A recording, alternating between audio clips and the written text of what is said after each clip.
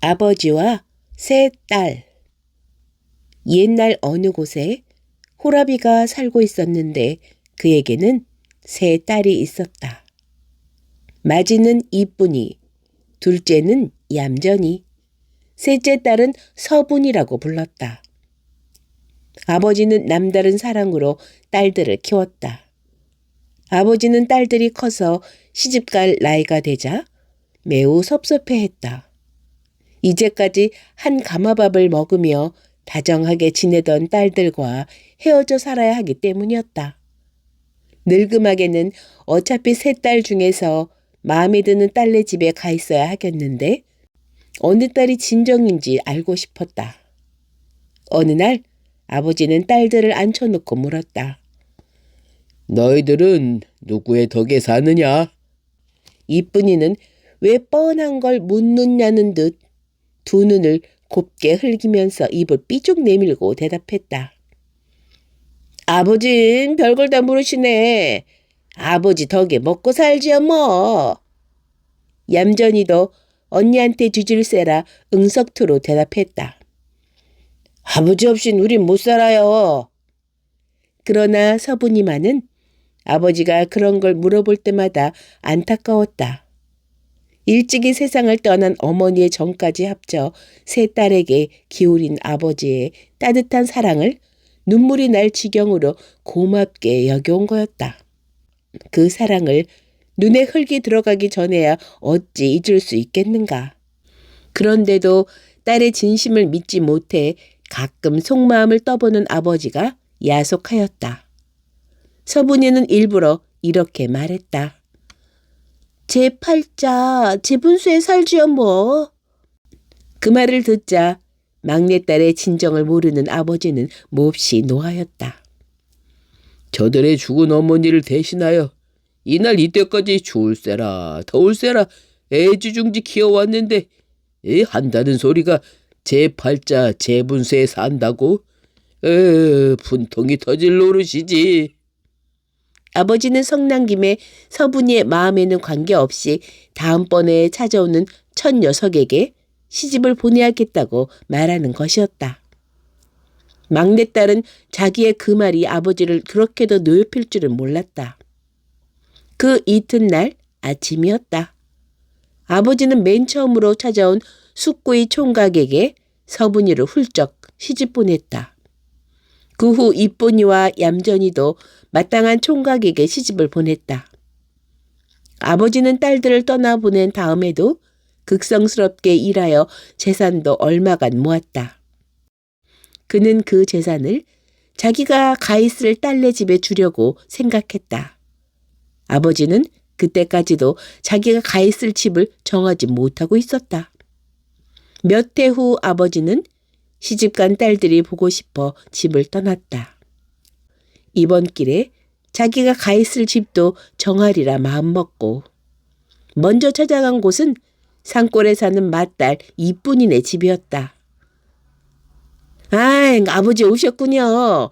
전 날마다 아버지 보러 간다 버르면서도 집안 살림에 발목이 딱 잡혀서 아버지 푹 쉬면서 잡수고 싶은 것 실컷 잡수시다 가시라요. 이쁜이는 이렇게 자기 살이라도 베어줄 것처럼 말하였다.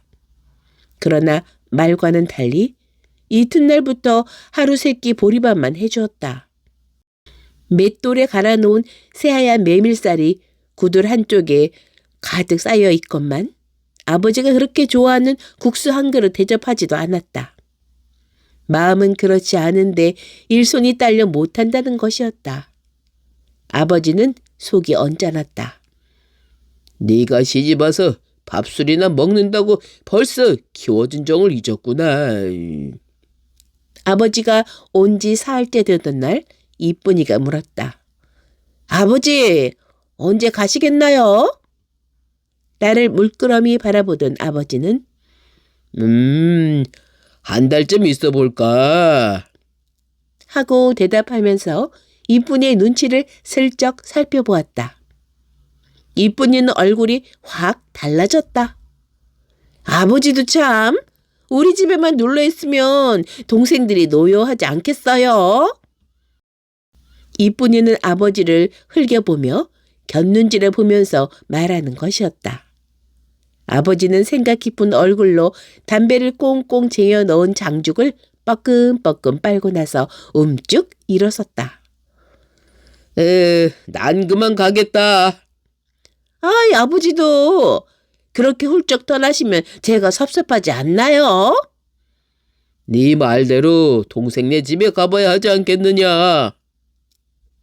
맏딸네 집을 나선 아버지는 들이 넓고 논밭이 많은 고장에 사는 얌전이네 집을 찾아갔다. 얌전이도 아버지를 웃는 낯으로 반갑게 맞아주었다. 어젯밤 꿈에 아버지를 보았더니 오늘 오셨군요. 아버지, 잡수고 싶은 거 있으면 사양 말고 말씀하시라고요. 얌전이는 흰쌀, 찹쌀을 독마다 가득가득 채워놓고 살았다. 첫날은 한두 끼 쌀밥을 해주더니 이튿날부터 상에 오르는 것은 샛노란 조밥뿐이었다. 자식들을 키우느라 빛 다른 음식 한 끼 변변히 잡수지 못하고 딸들에게만 정을 쏟으며 살아온 아버지에게 찰떡 한번 대접하지 않았다. 아버지의 마음은 섭섭하게 그지없었다. 에휴, 너도 이쁜이처럼 이 밥술 깨나 먹는다고 키워준 정을 잊었구나. 사흘이 지나자 얌전이가 물었다. 아버지, 언제까지 계시겠나요? 한 달쯤 있어 볼까. 이렇게 말하며 아버지는 얌전히 얼굴을 슬쩍 쳐다보았다. 네? 한 달이나 계시겠다고요? 얌전이는 대뜸 낯색이 달라졌다. 아이, 아버지도 우리 집에만 놀러 있으면 난 좋겠지만 쫓다시피 시집 보낸 서분이가 섭섭해하지 않겠어요? 아버지는 땅이 꺼지게 한숨을 쉬며 자리에서 움쭉 일어섰다. 에휴, 그래, 난 가겠다. 아버지, 또 오시라요? 오냐. 아버지는 얌전이네 집을 떠나 셋째 딸이 살고 있는 숲속을 향해 터벅터벅 발걸음을 옮겨 놓았다. 갖은 고생을 겪으며 딸들을 키우던 지난날에 갈피갈피를 뒤주는 그의 마음은 어쩐지 서글프고 쓸쓸하였다. 에휴, 오직 너희들 셋을 믿고 쓴맛 단맛을 다 보며 이날 이때까지 늙어 온 애비를 이 박대하다니. 그의 생각이 막내딸에게 미치자 자책과 후회로 가슴이 터지는 것만 같았다. 제 팔자 제 문세에 산다던 서분아, 넌 그래 이 애비를 어떻게 대해주겠니? 아직도 노여움이 가슴에서 사그라지지 않았겠지. 그땐 내가 너무했다. 아버지는 분명 가난하게 살고 있을 막내딸이 더 보고 싶어 못 견딜 지경이었다. 드디어 서분이가 사는 깊고 깊은 산골에 이르렀다. 마당에서 자기를 찾는 아버지의 목소리가 나기 바쁘게 막내딸은 발벗고 뛰어나왔다. 아버지가 오셨군요. 전 아버지를 손꼽아 기다렸어요. 그리움에 젖은 막내딸의 목소리는 떨렸다. 그의 눈에는 기쁨의 눈물이 가랑가랑 고여올랐다. 막내딸은 아버지가 와 계시는 동안 자기의 식구들은 풀죽을 먹으면서도 독에 조금 남아있던 쌀을 빡빡 긁어서 아버지에게만은 하루 세끼 쌀죽을 쑤어드렸다. 도라지와 버섯을 따다가 반찬을 만들어 대접하기도 하고 아버지 몸이 축 같다고 잣을 따다 잣죽을 쑤어드리기도 했다. 서분이는 모처럼 찾아온 아버지에게 죽만 드리는 것이 가슴이 아파 부엌에서 남몰래 눈물을 흘렸다. 서분이는 매우 거친 아버지의 손을 쓰다듬으며 말했다. 아버지, 늙으신 몸으로 긴 일을 걸으시면서 어떻게 살아가셨어요? 우리 살림이 어렵긴 하지만 아버지가 반대 없으시다면 함께 사셔요. 오냐 오냐 생각해보자. 아버지는 막내딸의 진심에 가슴이 뭉클하였다.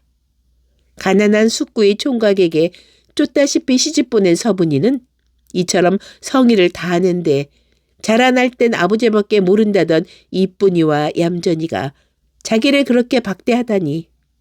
제 눈으로 보고 직접 겪은 일이지만 도무지 믿어지지가 않았다.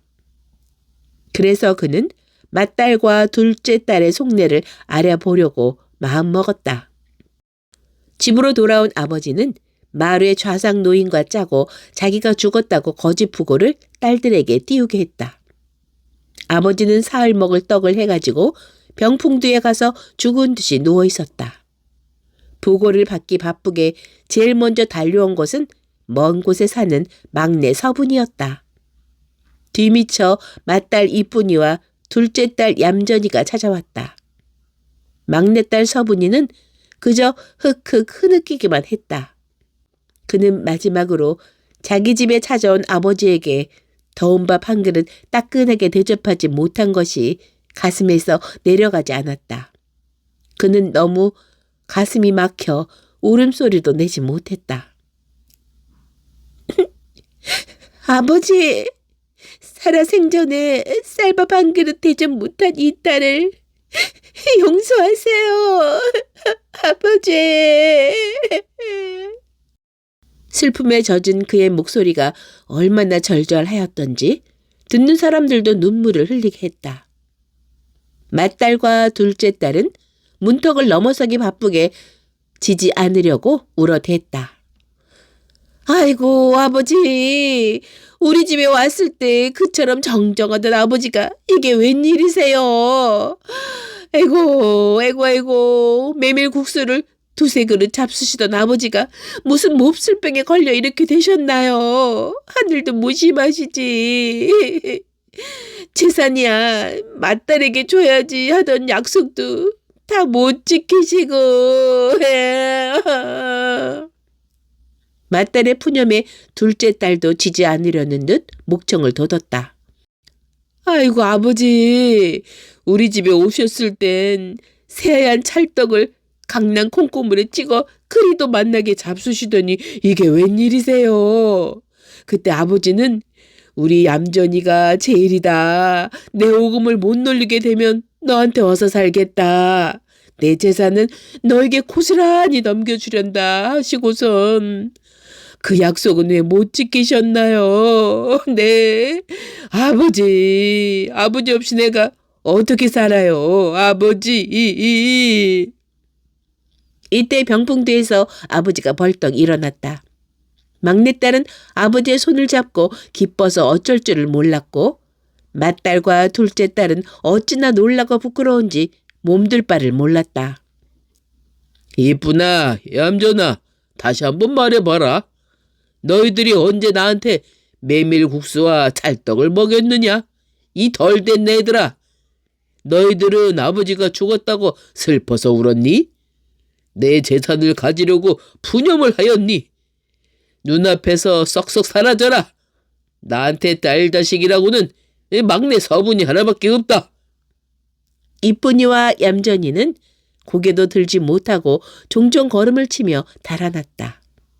그 후 아버지는 서분이에게 재산을 몽땅 넘겨주고 죽을 때까지 그 집에서 편히 살았다고 한다.